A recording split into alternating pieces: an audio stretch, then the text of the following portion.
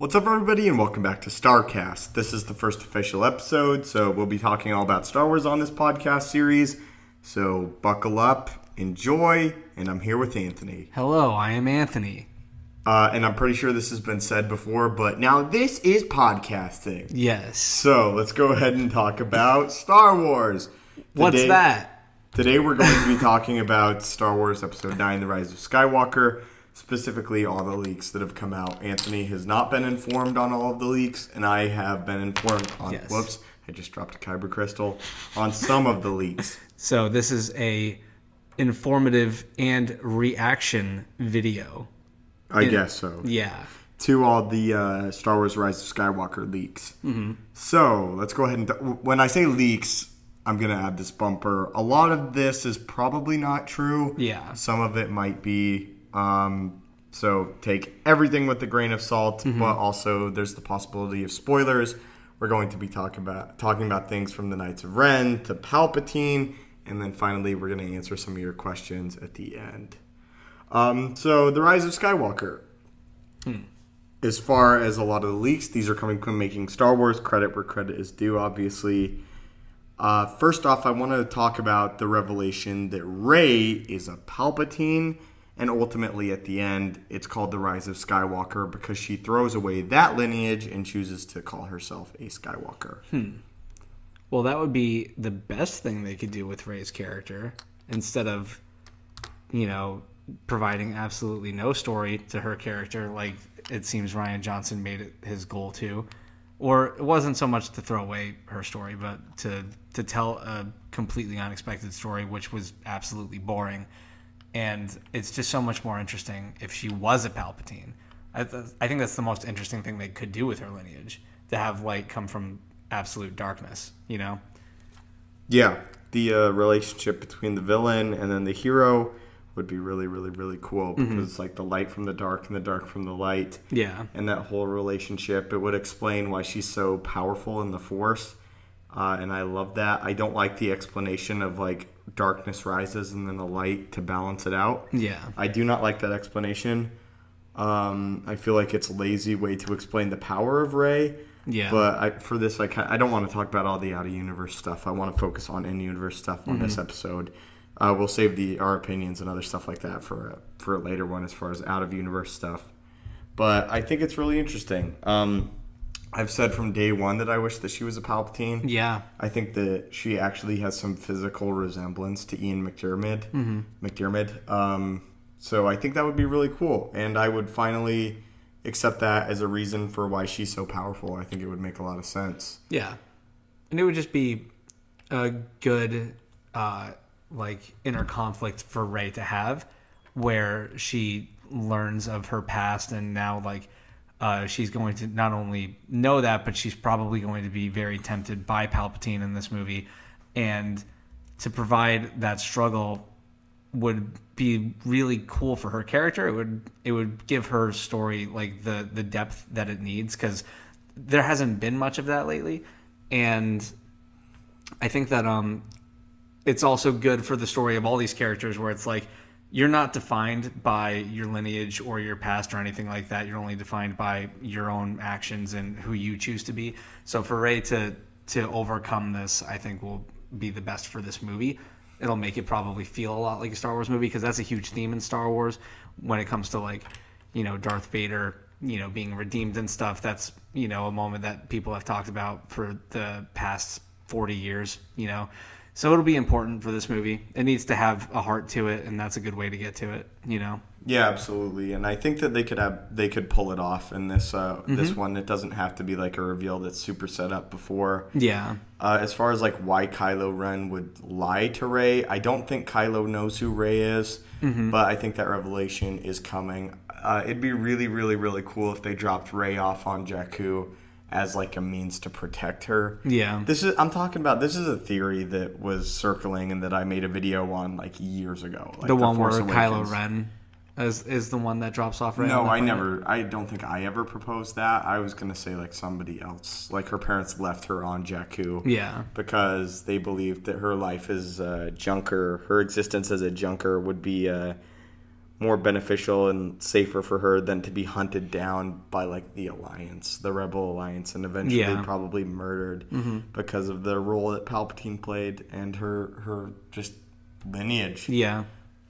Because I mean, in the canon books, Leia has faced backlash for being the daughter of Darth Vader. Specifically in the Bloodline book, it talks about her being exposed basically as a Skywalker and people not liking that she's a dictator and or like that she has the potential to be another dictator, and they're quite apprehensive of that.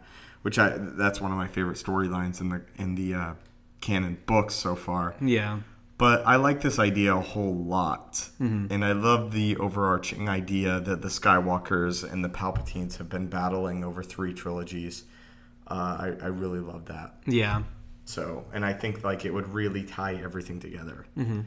And make the other movies better. Yeah, it also provides a better reason to bring Palpatine into the movie. You know, like, because it'll make it in a way where they're not just like throwing Palpatine in just to, you know, fill seats. Because sometimes it kind of feels that way. These movies feel like that. And what you hope is that like J.J. Abrams came in and was like, how are we going to like correct this path and come up with like some ideas that are going to end this series in a way where we could redeem the series. Because I mean, it's not even like The Force Awakens is a pretty good movie, I think, and The Last Jedi has its problems, but the way The Last Jedi ends, you just look at the Rise of Skywalker and it's like, well, where are they going to go with this? They have to like just completely steer the ship around. So like, I think that's the most important part of this movie will be making Rey's character arc really satisfying. Because if you don't, then it's like, what's the point? If you have these movies without a hero, why are you watching them? Because that's what Star Wars is ultimately when it comes to these big franchises. You need a hero, like, and you need at least some hope at the end, or they need to like, you know, win the battle. If you don't have those things, it's not really a Star Wars movie, in my opinion. So the next big leak or like scene description is apparently the opening sequence of The Rise of Skywalker will be pretty CGI heavy and involve a lot of de-aging. So apparently the first shot is of Endor, and it actually zooms in on 2 Jedi fighting in the forest moon of Endor, one with a green lightsaber and one with a blue lightsaber. And it's eventually revealed that they're wearing like white helmets for the training purpose. And it's eventually revealed that these 2 individuals are Luke Skywalker and also Leia. Oh, wow. Who are like dueling and practicing on the forest moon of Endor. Now, I have a few questions about this. How did Leia get a blue lightsaber if this is true? Yeah. There's no blue lightsabers present that I'm aware of. The Luke Skywalker's blue lightsaber was lost on Bespin, so he's not using her lightsaber. Or his lightsaber, sorry. Rey's lightsaber now. Maybe Luke got it back somehow. I don't know. I mean, it was in the possession of Maz Kanata. So, yeah. And doesn't Maz Kanata have some sort of prior relationship with Luke Skywalker? Yeah, she knows who Luke Skywalker is. Yeah, and I'm sure that she's like met him before. Yeah. And I'm sure she's also met Yoda before. So. Yeah. To me, like, it would make sense if they explained that away, kind of like that, or I don't know. How long do you think that would take place after Return of the Jedi? Because it's supposedly supposed to be like pretty really close after. Okay, because I was gonna say, like, why would they stay on Endor for like however long they would? Yeah. I just don't understand why they would stay there. But I mean, I could see it only if it was immediately after. I just think it's funny that like Luke would be training Leia like right after they would do that. But I don't think that that's too much out of the realm of possibility. I don't think that's either. Where Luke goes next. Yeah. If I'm Luke Skywalker, that's where I go next. Yeah, and maybe it's like, you know, I need to train and I have no one to train with because Yoda's no longer there and stuff like that. Obi-Wan is gone, and now that he has the revelation that Leia is his sister, like he's like, oh, okay, well, let's see what you got. And then obviously it's clear in the Last Jedi that Leia is at least somewhat aware of how to use different Force abilities. So in Star Wars Aftermath, it says that Luke showed her some stuff when she's meditating and like feeling the presence of Ben Solo, which leads me right into the finale of the scene where it's apparently Luke senses a difference in Leia, and Leia tells Luke that she's pregnant with Ben Solo. And then the movie jumps forward in time, and it starts with basically the revelation that Leia's pregnant. Yeah. And then we go and we follow our heroes, apparently. So that one I'm a little iffy on. It just kind of seems unnecessary. It's definitely going to be fun to watch. I just don't understand. If it's real, that's what I'm talking about. It might not be real. Because it's like, what do we gain story-wise from learning that Kylo Ren is Leia's son again? Like, we already know that. There's no reason to really go back in time to reveal no new information. But here's the thing. I think it kind of sets the tone a little bit where it's like Luke is hopeful again for another Skywalker. Mm-hmm. And then all of a sudden, like, you jump and Kylo Ren is the main villain. Yeah. I think that's interesting and it works. Yeah. As far as like what I'm just picturing in my head. Mm-hmm. But I like that quite a bit. I'm just like, I hear this and all I think of is like when you watch a movie, like if you want a gun in the third act, you put it in the first act. Like you let the audience know it's there. Yeah. So it's like, I don't want to see old Leia in a lightsaber fight. It's not old Leia, it's young Leia. I know, I'm saying in the third act. Yeah, that wouldn't happen. I'm just saying, it's like, that's what it stinks of to me. Because it's like, why show Leia fight with a lightsaber in the first act in her youth? It's like, because she's going to pull one out in the third act. I just hope that's not the case. I'm not saying it is at all. It's literally almost impossible for that to happen. I'm sure it because is. Because what you know how they're using the Carrie Fisher. Yes. They're repurposing footage from The Force Awakens. I know. And just adding a new background. It's just that stuff scares me. Because, okay, hypothetical. Carrie Fisher is still alive. Is this franchise above that? Yes. Really? I think so. I don't. I don't think that they would have Carrie Fisher or like an older Leia in a lightsaber fight. Yeah. No. I'm not saying like a full-blown duel. I'm saying like a brief moment when Leia has a lightsaber and kills somebody with it. I don't think so. No? Mm-mm. I don't. Because, I mean, look at Luke.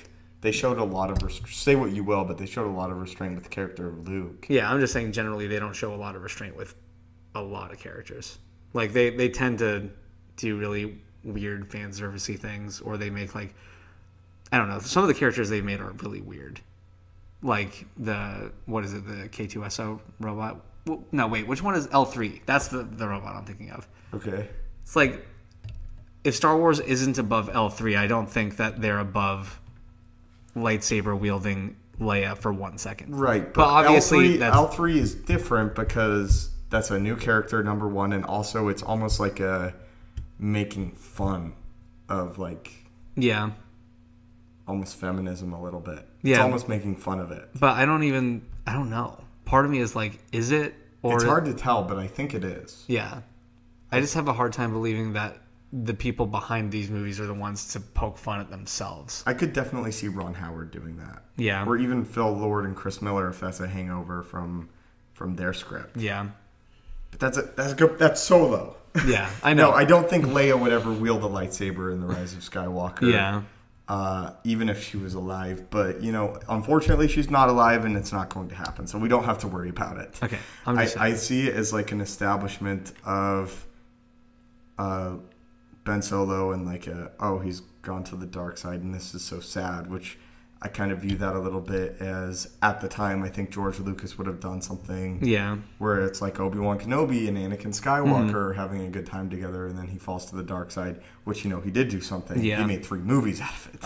So I definitely see that being a possibility. So is there any description of like the scene that it cuts to immediately after that? No, not that. Because I think that in that case, it would make a lot of sense for it to say cut to like Kylo Ren rebuilding his mask or something like that. Yeah. Like, obviously that's where it works tonally, where it's like you have this exciting moment talking about how, Leia is pregnant, she's going to have a son. Does it have any dialogue descriptions? No. So, like, maybe she could even, like, at that point, like, she could be the one that wants to name him Ben, and they could be like, oh, like, I have an idea for, like, what we should call him or something like that. Mm-hmm. Cuts to Kylo Ren, like, getting his mask welded back together. He's super evil. Like, it works for sure. Is it just... The question is it real? Is it available? Or fallible? Is that a word? Yes. Yeah.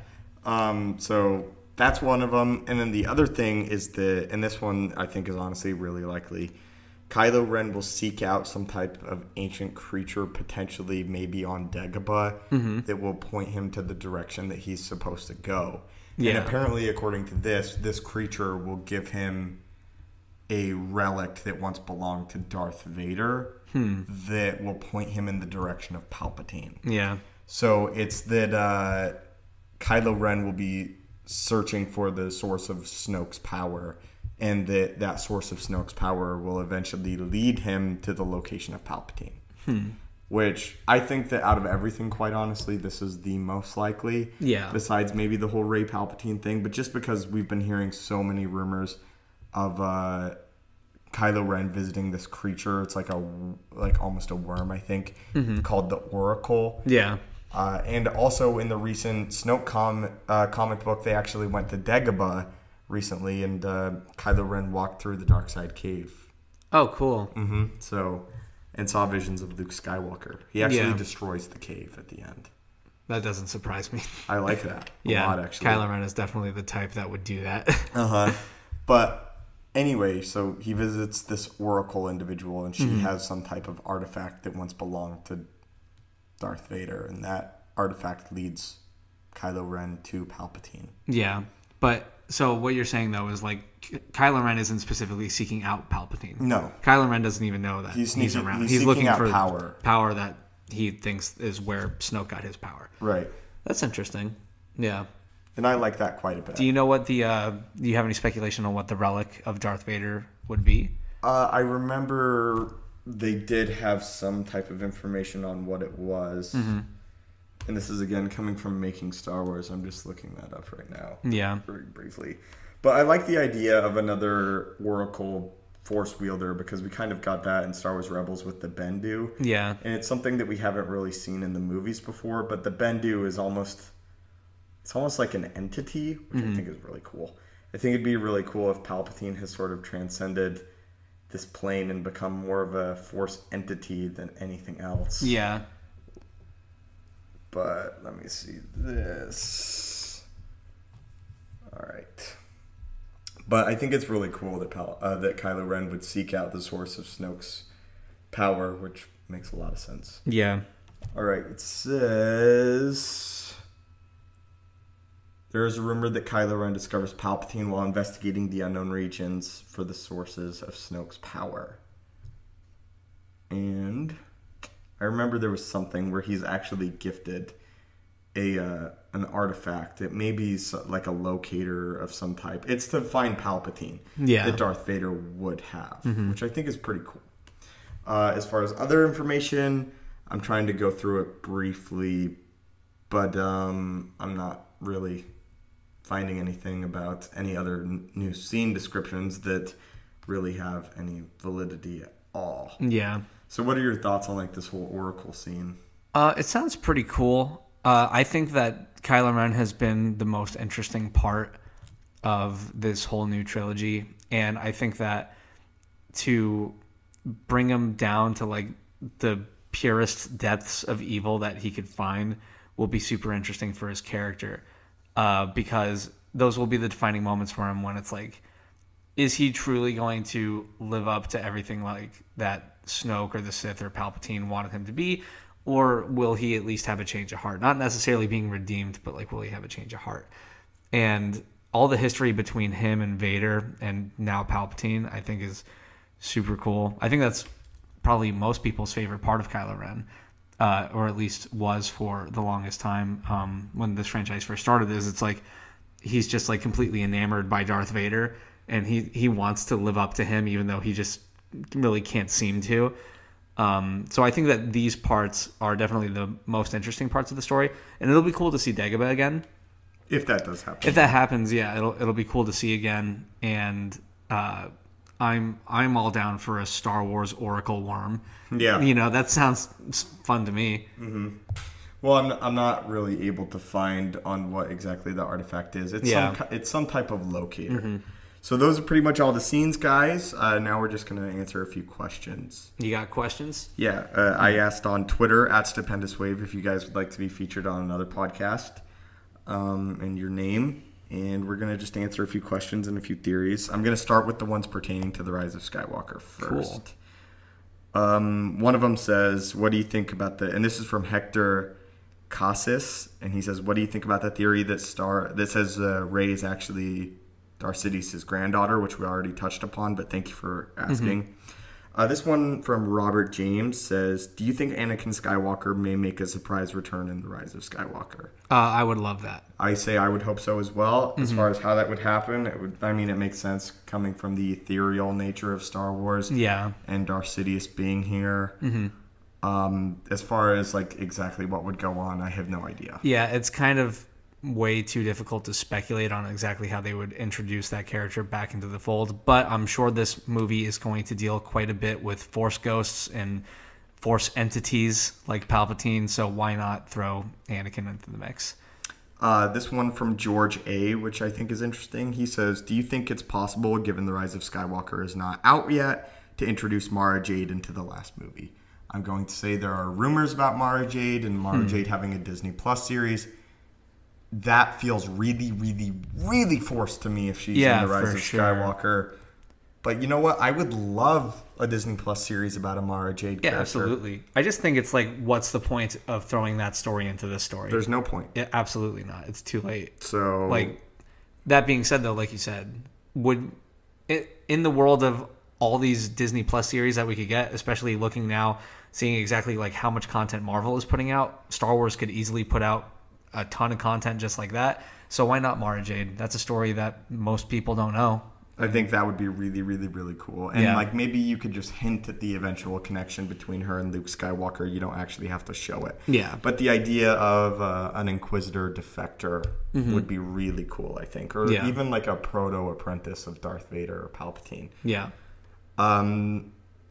Team Morg asks, what are your thoughts on the Old Republic movie announcement? Which that's not official, I don't believe. Yeah.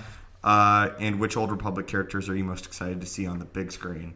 I said for the longest time, I think Darth Bane would be a really, really cool character. Totally. But I think it's pretty much a certainty that they're going to do Old Republic movies, but they haven't exactly come out and said it. Yeah. But I would love to see Darth Bane. He's appeared briefly in the Clone Wars, and he was in a deleted scene, an additional one for the Clone Wars as well.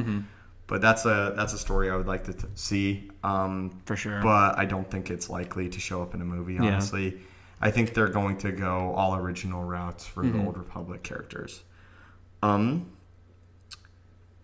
Blake Johnson, this is kind of a different question. What's the hardest part about doing a new video?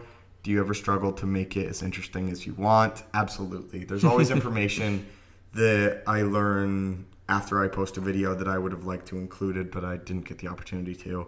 And that can be frustrating, or especially when I post a news video and then something else comes out that either adds to the news or discredits it. Or discredits it. That's really, really, really frustrating. And sometimes you have to write comments that are like, oh, by the way, this new information came out. Sorry, there are parts of this video that are completely useless now. Yeah. Edward Acorn asks, can you do a video on Deepa Billaba, the first Jedi Knight to ever be on the Jedi Council? Sure. Deepa Billaba? Deepa Billaba, that's Mace Windu's apprentice. Ooh. And there was other ones. Let me see. Jordan Wild just says Palpatine's son in Legends. You want me to talk about that? I'm trying to think. He had a false son, I believe, but I don't think Palpatine ever had a legitimate son. Yeah, it was kind of he has a granddaughter now. Hopefully. Let's hope. Last one comes from Zarek. What's your opinion on the Star Wars games at the moment compared to the older ones, and your hopes for Fallen Order? Fallen Order, I'm interested to see the game as far as like the storyline, which is what I mostly follow these games with. Yes. In all honesty, I was more excited to see to get my hands on the novelization for The Force Unleashed than to play the game. Yeah. For both The Force Unleashed 1 and 2, because I just like the lore parts of Star Wars more than I am a gamer. Yeah. I fill my time with other hobbies rather than gaming. I know there are a lot of Star Wars people that game, and I totally understand that and get it. Yeah. I've just never been a massive gamer. Yeah, totally. I think Fallen Order looks cool. I've we've both played the Battlefront games, the more recent ones. I enjoy both of those. Battlefront 2, the original, is probably the greatest Star Wars game ever made still. Yeah, I love that game so much. And also as a child, I played the pod racing game like religiously. And let me tell you, that's probably the most fun game ever made in the entire world. So none of these recent Star Wars games have really like caught my attention, I'll be honest. I don't really play Battlefront very much because I'm not good at it. And I just, like, when I enter, I just get killed immediately. Yeah. I mean, I'll get 1 or 2 kills, but I'm not good at it because I've never really been super into video games at all, period. So it's not really my thing, but I am excited for the story of Fallen Order. I'm excited to see what becomes of this Jedi if he ultimately dies in the end, because all of these Jedi from this era, unless your name is Ahsoka Tano, seem to like go away. So I'm interested in the story. I want to know who the new Inquisitor is. I would love to see her be revealed as Barriss Offee, although that's looking less and less likely. Yeah. So yeah, that's my kind of overall opinion on Star Wars games. I follow the games way more for the story than the actual game itself. I know next to nothing about it. I got lots of friends that are really, really into that stuff, but not me. Let me see. Anything else? Do you think the Anakin Skywalker may make a return? Same question. That's pretty much all of them. So I think we answered all the questions. Thank you to everyone that asked the questions. I really hope, just to top it off, that Anakin Skywalker is in The Rise of Skywalker. I've heard there was a panel, actually, that Disney apparently canceled of fears that there would be spoilers for The Rise of Skywalker. And it was between Ian McDiarmid and Hayden Christensen. Wow. I think that would be massive. I would love to see Anakin Skywalker appear, and I don't feel like it would be forced. Yeah. What do you think would be more likely for his appearance in the movie? Would it be a completely light side Anakin Skywalker, or would it be more of like a conflicted, still partially Vader ghost? Or maybe... I think a fully light side one would honestly be more likely. Yeah. But I would rather see a conflicted one. I just feel like that's such a sad fate for Vader if he's still ultimately conflicted and feeling the sins that he did in life. I know there's that concept art for from The Force Awakens. That's why I was going to ask, because they had like the kind of half Vader, half Anakin ghost, and I don't know how long that idea has been in J.J. Abrams' head, but maybe that was just something that didn't quite make it in that last one, that now that he's returned, he's thinking, well, this would be a good time to bring it up. I think that it would have been better if he appeared in The Force Awakens. Yeah. And then it's kind of like maybe you can have another story that goes on with him, but that's just a lot to juggle. Yeah, for sure. But I would love for Hayden Christensen to show up as maybe even a conflicted, but mostly light side ghost. Yeah. But I would imagine they would probably age him up too, right? Do you think he'd be old, or do you think he'd be young? I'm not sure. Well, I guess... as far as like what is canon, the re-releases are canon, correct? Yeah. So like, he could still be young and it would work. It could go either way. It could. It's an interesting idea. I'd love to see it however they decide to do it. Just because that character, Darth Vader, is the greatest character in all of Star Wars, probably. Yeah. So he's definitely the most complex. Yeah. So like to have him return in the smallest way in any way would be fun to watch, for sure. Just seeing his burnt up helmet is fun. Yeah. So like why not? But overall, I think the more we get closer to The Rise of Skywalker, the more I'm getting won over. The Knights of Ren designs are really cool, by the way.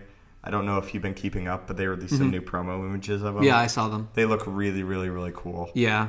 And I'm excited to see what they do with them, only because that's something I've been excited for since 2014. Yeah. And have never once gotten yet, except for in one flashback scene, or one, not flashback, but like a Force-back vision. A Force-back vision, yeah. I'm more and more excited for The Rise of Skywalker. I'm excited for if Rey is a Palpatine, a lot of this trilogy instantly becomes more interesting to me. For sure. And I think she will go to the dark side for a little while, not too long. Yeah. If it isn't a vision, but it's like you need your main heroine. If your main heroine is embracing the dark side of the Force, then you have no hero sort of driving it forward a little bit. Mm-hmm. But I don't see the trilogy ending badly at all. I heard the rumor of Rey staying at the Tatooine homestead, and it, like, someone asking her what her last name is, or like, what house do you belong to, or something. Yeah. What house? What Like Game of Thrones. Yeah, what people do you belong to? Like, Yeah. like they asked in Solo, like, who are your people? Yeah. And he's like, I don't have any people. He's like, Han Solo. Solo, because you're alone. That's not... Party of one. That's not a good way for him to get his name. Anyway, I hope you guys enjoyed this podcast. Obviously, we'll get better. This is our first full one. Yeah. I'll be posting this on my YouTube channel, and then also on Podbean. And then, are we on iTunes yet? I think we're on iTunes. We may also be on iTunes. So we will definitely be on iTunes very soon, for sure, if we're not now. But I think we are now. So if stuff's just complicated. Right. If you guys want to support us, you can always leave a like, a comment. And then, like I said, on Twitter, I'll also be pulling questions either every week or every other week. So if you want to follow me there, at @StupendousWave. Plug. As always, my friends, thank you guys so much for watching. May the Force be with you. Have a great day.